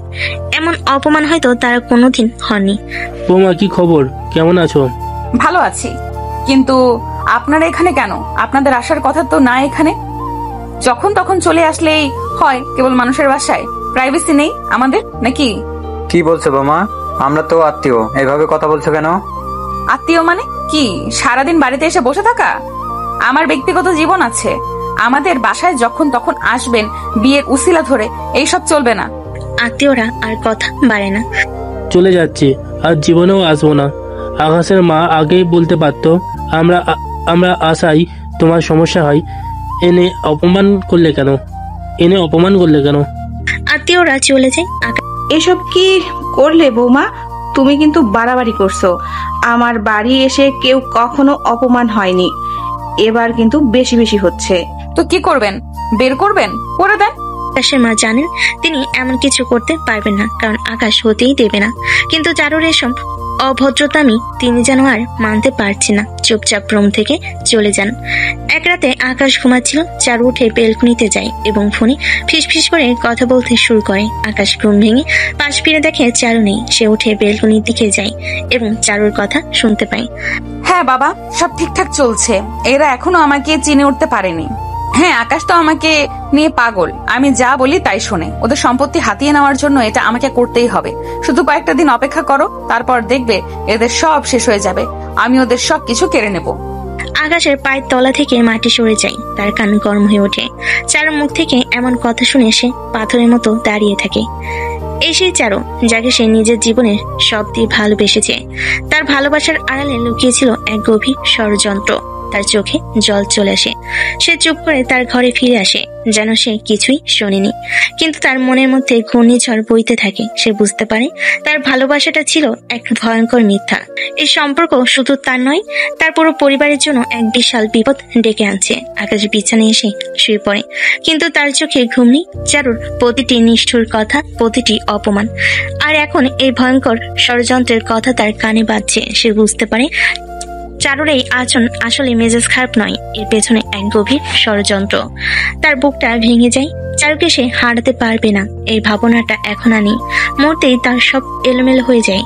এখন তার মনে শুধু একটাই প্রশ্ন, সে কি পারবে তার পরিবারকে এই বিপদ থেকে বাঁচাতে, নাকি সে ভালোবাসার ফাঁদে পড়ে সব হারাবে। কিন্তু পরের দিন থেকে সব জানার পরও আকাশ চারুর সাথে স্বাভাবিক চলার খুব চেষ্টা করে, চারুকে মানানোর চেষ্টা করে। চারু আগের থেকে আরো বেশি খারাপ আচরণ করে। আকাশের বাবা অসুস্থ, তিনি বিছানার শয্যাশায়ী। চারু বেশ কিছুদিন ধরে আকাশের বাবাকে নানানভাবে নিজের হাতের মুঠোয় আনার চেষ্টা করছে। একদিন চারু আকাশের বাবার কাছে আসে সম্পত্তি নিজের নামে করার জন্য, কারণ চারু জানে আকাশের বাবা এখনো তাকে বিশ্বাস করে। তিনি মনে করেন তার ছেলে খারাপ, তার বৌমা রাগ করে। বাবা, শরীর কেমন আছে? একটু বসতে পারতেন যদি? আমি কিছু কথা বলতে এসেছিলাম। হ্যাঁ মা, বলো। বাবা দেখুন, আপনার শরীরটা ভালো যাচ্ছে না, আর মাও তো এসব হিসাব নিকাশ বোঝেন না। আমি ভাবছিলাম আপনাদের সব আত্মীয়ের কাগজপত্রগুলো গুছিয়ে রাখি। ভবিষ্যতে তো আকাশের নামেই সব হবে। এখন যদি কিছু আইনগত সমস্যা থাকে তাহলে পরে ঝামেলা হবে। মানে কিসের সমস্যা? আমরা তো সব গুছিয়ে রেখেছি।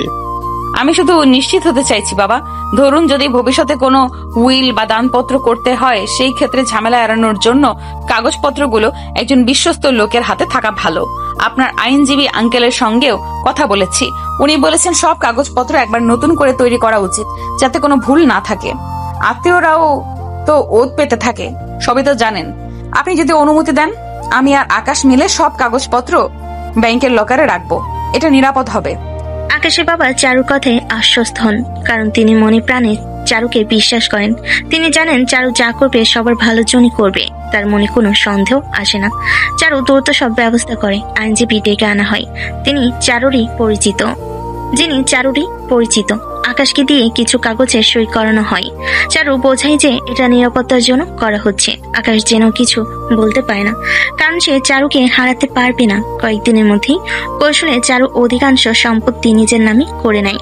সম্পত্তি দখলের পর চারুর আচরণে আরো পরিবর্তন আসে। সে আরো বেশি উগ্র, বেপরোয়া হয়ে ওঠে। একদিন রাতে খাবার টেবিলে চারু ইচ্ছাকৃতভাবে আকাশের মায়ের বানানো খাবারে খুঁত ধরতে শুরু করে। চারু খাবার প্লেট ঠেলে সরিয়ে দিয়ে রেগে বলে ওঠে, উফ, কি বিচ্ছিরি রান্না! রোজ রোজ পচা খাবার খেতে আর ভালো লাগে না। মা, আপনি কি রান্না করা ভুলেই গেছেন নাকি? বৌমা, কি বলছো? আমি তো তোমার পছন্দের মাছের ঝোল করেছি। পছন্দ? আপনার রুচি কবে থেকে আমার পছন্দের সাথে মিললো? এসব পচা জিনিস আমি খেতে পারবো না। চারু, এইটা কি ধরনের ব্যবহার? মা কত কষ্ট করে রান্না করেছে, তুমি কেন এমন করছো? কয়েক মাস ধরে তোমার এই ব্যবহারে সবাই অতিষ্ঠ হয়ে গেছে। হয়তো কেউ কিছু বলে না, কিন্তু আমি আর সহ্য করতে পারছি না। এমন করছি কেন করছি জানতে চাও? এমন আমিও সহ্য করতে পারিনি একদিন, এখনো না। মানে পারছি না। মনে আছে নদীর কথা? আকাশ চমকে যায়। তার হাতে ধরা পানি গ্লাস পাই পড়ে যায়। নদীকে তুমি কার সাথে কথা বলছো? ও, নদীকে এখন চেনো না? কি চমৎকার স্মৃতি শক্তি তোমার! সেই নদী যাকে তুমি প্রেমের ফাঁদে ফেলেছিলে, বিয়ে করেছিলে, আর তারপর দিনই কলেজের সকলের সামনে নির্লজ্জের মতো তালাক দিয়েছিলে। আমার বোন বোকা ছিল, তাই সে এই অপমান সইতে না পেরে আত্মহত্যা করেছে। আকাশের সারাসরি হিম হয়ে যায়। তার কানে তালাকের শব্দটা বজ্রপাতের মতো বাজে। সে জানতো না নদী মারা গেছে। এই সত্যটা তার বুকটা এফর ওভর করে দেয়। চোখের সামনে যেন নদীর ফ্যাকাশে মুখটা ভেসে ওঠে। সে তখন হয়তো রাগে ওসব করেছিল, কিন্তু সত্যি চায়নি নদী এর জন্যই মারা যাক। নদী? হ্যাঁ, আমি সেই নদীর বোন। আমি তোমাকে শুধু সেই প্রতিশোধ নেওয়ার জন্যই বিয়ে করেছি আকাশ। তুমি যা করেছো তার জন্য তোমাকে তিলে তিলে মরতে হবে। আমি তোমার সবকিছু কেড়ে নেব, ঠিক যেমন তুমি আমার বোনের জীবন কেড়ে নিয়েছো। আকাশ চেয়ার থেকে প্রায় পড়ে যায়। তার মুখ ফ্যাকাশে হয়ে গেছে। সে হাঁটুকে চারুর সামনে বসে পড়ে। তার চোখ থেকে অজান্তে জল গড়িয়ে পড়ে। আকাশের বাবা মা এসব জানতেন না। তারা হাঁ হয়ে চেয়ে থাকে। চারু, আমি জানতাম না নদী মারা গেছে। আমি খুব অন্যায় করেছি। আমি তখন ভুল করেছি। আমাকে ক্ষমা করে দাও চারু, প্লিজ। আমি আর আগের মতো নেই। আমি তোমাকে সত্যি ভালোবেসেছি, তুমি বিশ্বাস করো। বিশ্বাস? তোমার মতো একজন প্রতারককে আমি বিশ্বাস করব? কখনো না। তোমার এই চোখের জল, এই অনুনয় সব অভিনয়, যেমনটা তুমি আমার বোনের সাথে করেছিলে। এখন থেকে তোমার আর তোমার পরিবারের জন্য শুরু হবে আসল নরক। আকাশের বাবা মা হতবাক হয়ে বসে থাকেন। তাদের ছেলের অতীত আর চারুর প্রতিশোধের আগুন দেখে তারা পাথরের মতো নিশ্চল হয়ে যায়। এই ঘটনার পর চারুর অত্যাচার আরো তীব্র হয়ে ওঠে। সে আকাশ আর তার পরিবারকে মানসিক ও শারীরিকভাবে নির্যাতন শুরু করে। আকাশের বাবা গুরুতর অসুস্থ, কিন্তু চারু তাদের খাবারে কষ্ট দেওয়া শুরু করে। বাজারে সবচেয়ে সস্তা চাল ডাল আর সবজি কিনে আনে।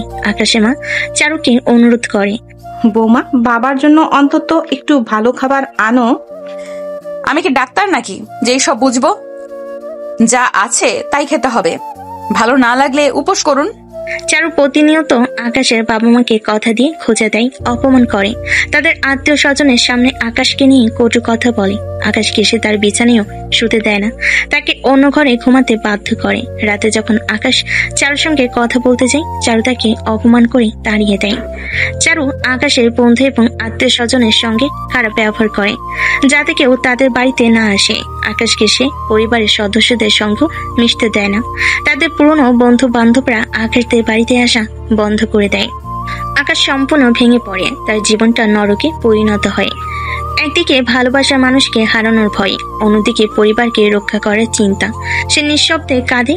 নদীর সাথে করা অন্যের এত বড় খেরসারত দিতে হবে সে ভাবতেই পারেনি। সে নিজেকেই নিজে প্রশ্ন করে, আমি কি সত্যি এতটা খারাপ ছিলাম? আমার ভালোবাসা কি এতই অর্থহীন? প্রতিশোধের এই আগুন চারুকে আরো ভয়ানক করে তোলে। দিন দিন আর আকাশ এক জীবন্ত লাশ হয়ে এই আগুনে পড়তে থাকে। সে অসহায়ভাবে চারুর অত্যাচার সহ্য করে, কারণ তার পরিবারকে বাঁচাতে হবে, আবার চারুকেও হারাতে পারবে না। এভাবেই চলতে থাকে। আকাশ ভেবে পায় না কিভাবে সব ঠিক করবে। সেদিন সন্ধ্যায় চারু বাইরে পার্টি করে আসে, কিন্তু তার মন খারাপ। সে নদীর ব্যাপারটা মানতে পারছে না। তার উপর না চাইতো সবার সাথে খারাপ আচরণ করতে হচ্ছে। বাসে এসে ওর শরীর খারাপ হতে থাকে। প্রচন্ড জ্বর আসে। কিছুক্ষণ পর মাথা ঘুরে পড়ে যায়। চোখ খুলে দেখে চারু বিছানায় শুয়ে আছে, গায়ে কাঁথা, তার কপালে ভেজা তোয়ালে রাখা। আকাশ পাশে বসে আছে, চারু মাথায় হাত বুলিয়ে দিচ্ছে এবং মাঝে মাঝে কপালে হাত দিয়ে জ্বর দেখছে। ঘরের আলো মৃদু। ততক্ষণে ভোর হয়ে গেছে প্রায়। জ্বরটা মনে হচ্ছে একটু কমেছে। চারু, রুমে এসে দেখলাম পড়ে আছো, প্রচন্ড জ্বর। তুমি ঠিক আছো? শ্বাস নিতে কষ্ট হচ্ছে না তো? চারু অবাক হয়ে চেয়ে থাকে। যাকে সে এত অবহেলা করলো, কষ্ট দিল, সে তাকে সেবা করেছে, তাও সারা জেগে চারু খারাপ আচরণ করতে গিয়েও নিজেকে সামলে নেয়। না, একটু ভালো লাগছে, কিন্তু শরীরটা কেমন ম্যাচ ম্যাচ করছে। জানি, একটু আগে ওষুধ খাইয়েছি। এবার একটু ঘুমানোর চেষ্টা করো, আমি এখানেই আছি। তুমিও ঘুমাওনি মনে হয়, অফিস আছে না? আমার ঘুম এখন উড়ো উড়ো। তোমাকে সুস্থ দেখাটাই আমার জন্য সব। এখন চিন্তা করো না। আকাশ উঠে গিয়ে একটি গ্লাসে পানি নিয়ে আসে এবং চারুকে দেয়। চারু অল্প অল্প করে পানি খায়। থ্যাঙ্কস। এত যত্ন করছো কেন তুমি আমার? এত কিছু করার পরেও আমার তো বিশ্বাসই হচ্ছে না তোমার রাগ নেই আমার উপর। কেন বিশ্বাস হচ্ছে না কেন? আমি তোমার বন্ধু নই? স্বামীর মর্যাদা না দাও বন্ধু তো ভাবতে পারো।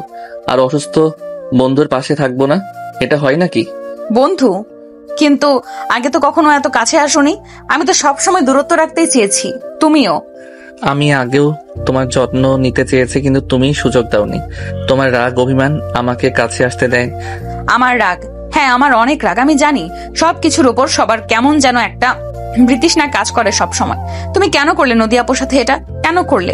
তোমার কারণে বাবা মার সাথেও খারাপ আচরণ করতে হচ্ছে। তোমার রাগ অভিমান আমাকে কাছে আসতে দেয়নি। আমি জানি না চারু তখন আমার কি হয়েছিল। আমি জাস্ট চরের প্রতিশোধ নিতে এটা করেছি। হয়তো সেটা করতে গিয়ে অনেক জুলুম করেছি, কিন্তু বিশ্বাস করো আমি চাইনি নদী তার জন্য আত্মহত্যা করুক। চারু প্রসঙ্গটা পাল্টে আকাশের দিকে তাকাই, তার চোখে ক্লান্তি ছাপ। তুমি সারা রাত আমার পাশে বসেছিলে, কপালে জলপট্টি দিয়েছো, ওষুধ খাইয়েছো, তার জন্য ধন্যবাদ। শুধু ধন্যবাদ? এর থেকে বেশি কিছু পেতে পারি না? চারু চোখ ফিরিয়ে নেয়। আকাশ তার হাতটা আলতো করে ধরে রাখে। চারু কেমন যেন অনুভব করে আকাশের প্রতি টান, কিন্তু সে চায় না এসব কিছু হোক। আকাশ, তোমার এত ধৈর্য, এত ভালোবাসা, কেন করছো এসব? নাকি নদী আপুর মতো আমাকেও? আমি শুধু চাই তুমি ভালো থেকো চারু, শুধু শরীরের দিক দিয়ে নয়, মনের দিক দিয়েও। তোমার মনটা সুস্থ হলে সব রাগ এমনিতেই চলে যাবে। হয়তো যাবে। আগে ভাবতাম কেউ আমাকে ভালোবাসে না, কেউ আমার ভালো চায় না, কিন্তু তুমি সবকিছুই বদলে দিচ্ছ। আমি শুধু চাই তুমি নিজেকে ভালোবাসো আর আমাকেও একটা সুযোগ দাও তোমার পাশে থাকার, সব রাগ অভিমান দূর থেকে একটা নতুন শুরু করার। চারু কিছুক্ষণ চুপ করে থাকে, তারপর আকাশের দিকে তাকিয়ে একটা মৃদু হাসি দেয়। আকাশের মনটা খুশিতে ভরে যায়, কারণ এই প্রথম চারু হেসেছে, মন থেকে হেসেছে। আমি জানি না, কিছু জানি না, ভালো লাগে না, এসব বাদ দাও। ঠিক আছে ইটস ওকে, বাদ দিলাম। এবার একটু ঘুমানোর চেষ্টা করো, আমি আছি। আকাশ চারুর গায়ে কাঁথাটা ঠিক করে দেয়। চারু চোখ বন্ধ করে। আকাশের মুখে একটা তৃপ্তি হাসি। তার মনে হচ্ছে চারু হয়তো স্বাভাবিক হয়ে আসবে, সব ভুলে তাকে আপন করে নেবে। সে তো সেই চেষ্টাই করছে। এদিকে চারুর অসুস্থতা আরো বেড়ে যায়। তাকে হাসপাতালে নেওয়া হয়। চারু হাসপাতালে বিছানায় শুয়ে আছে, তার মুখে দুর্বলতা স্পষ্ট। আকাশ তার পাশে উদ্বিগ্ন মুখে বসে আছে। কিছুক্ষণ পর আকাশের বাবা মা কেবিনে প্রবেশ করেন। আকাশের মা চারুর দিকে স্নেহের দৃষ্টিতে তাকান। চারুর কপালে হাত রেখে বলেন, এখন কেমন লাগছে মা? খুব কষ্ট হচ্ছে? আমি ভালো আছি একটু। আপনারা কেন এসেছেন? বাবাকে তো অসুস্থ দেখাচ্ছে। আরে না মা, আমি ঠিক আছি, তেমন কিছু না। তোর খবর শুনে কি আর না এসে পারা যায়? জানো চারু, তোমার বাবা নিজের অসুস্থ শরীর নিয়েও তোমাকে রক্ত দিতে গেলেন। ডাক্তার যখন বললেন তোমার এ নেগেটিভ রক্ত লাগবে আর পাওয়া যাচ্ছে না, তোমার বাবা আর এক মুহূর্ত দেরি করেনি।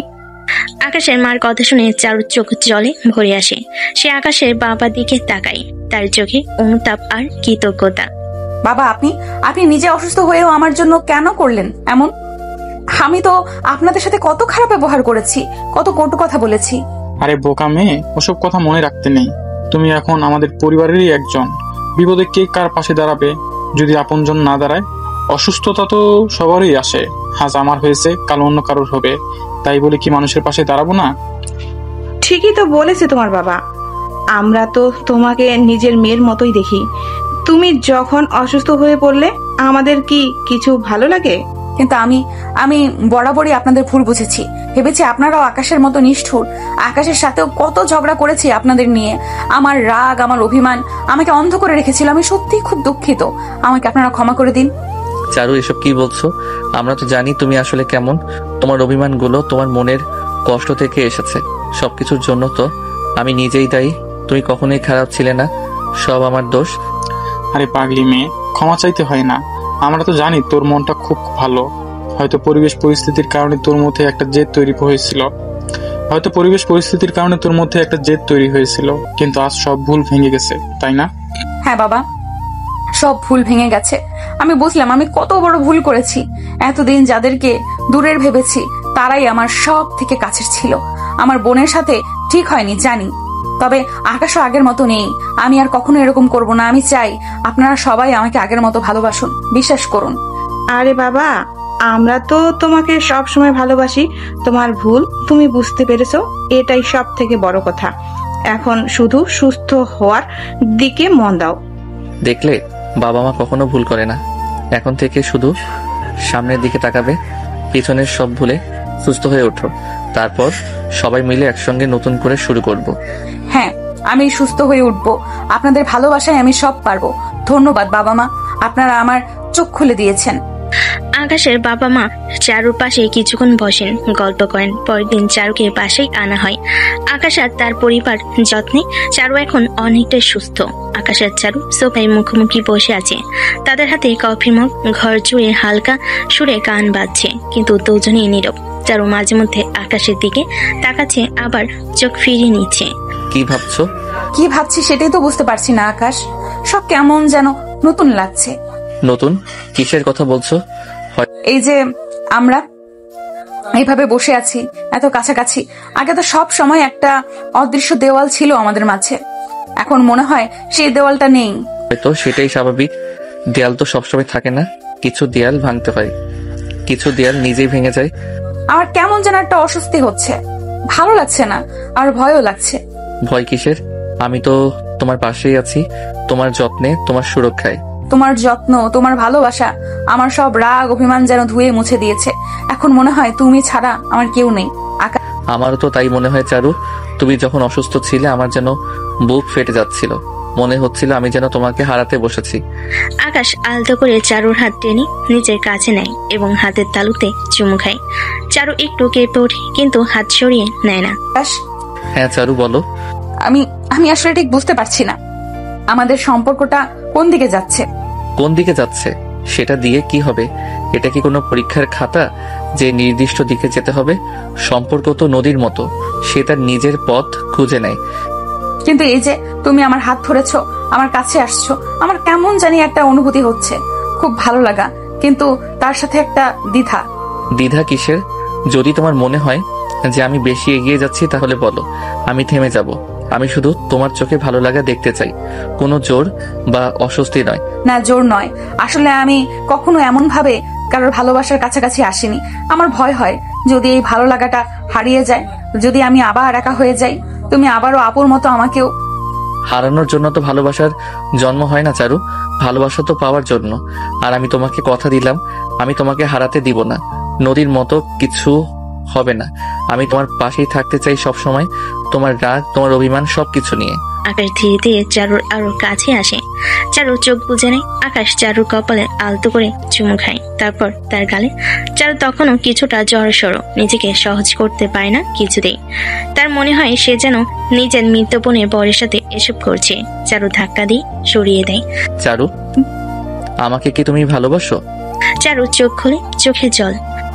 আমি জানি না, কিন্তু তোমার কাছে এলে আমার সব কষ্ট কমে যায়। তোমার স্পর্শে আমার কেমন যেন একটা শান্তি লাগে, কেমন যেন হয়ে যায়। এটা কি ভালোবাসা? হ্যাঁ চারু, এটাই ভালোবাসা। চারু নিজের অজান্তেই আকাশের বুকে মাথা রাখে। কিছুক্ষণ পর সে একটু নড়ে চড়ে বসে। আকাশ, তুমি কি কিছু বলবে? কি বলবো? আমার কেমন যেন একটা অস্থিরতা হচ্ছে, আমি আসলে ঠিক জানি না কি করব। এর আগে আমি জানি চারু, কারণ নদীর বিষয়টা ভুলতে তোমার সময় লাগবে। আমি তোমাকে কোনো জোর করব না। আমি চাই তোমার সবকিছু আমার সাথে মন থেকে হোক।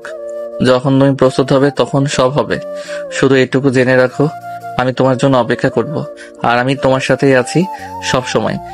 আকাশ আলতো করে চারুর পিঠে হাত বুলিয়ে দেয়। চারু তার হাত ধরে।